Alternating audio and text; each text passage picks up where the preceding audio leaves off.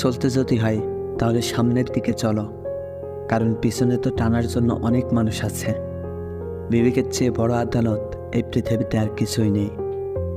অন্যকে কাঁদালে নিজেকেও কাঁদতে হবে, শুধু সময়ের অপেক্ষা।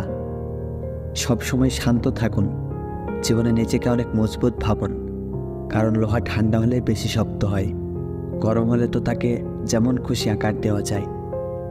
সাময়িক আবেগে পড়ে কোনো স্থায়ী সিদ্ধান্ত নিও না। সত্যিকারের ভালোবাসাতে কোনো ধরনের বাহানা থাকে না।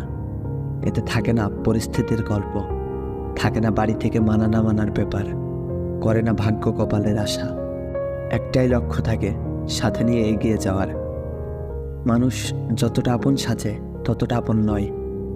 কিছু লোকের ধৈর্য হলো চুপ থাকা, যদিও তাদের অনেক কিছু বলার থাকে, কিন্তু তারপরেও এরা চুপ থাকে।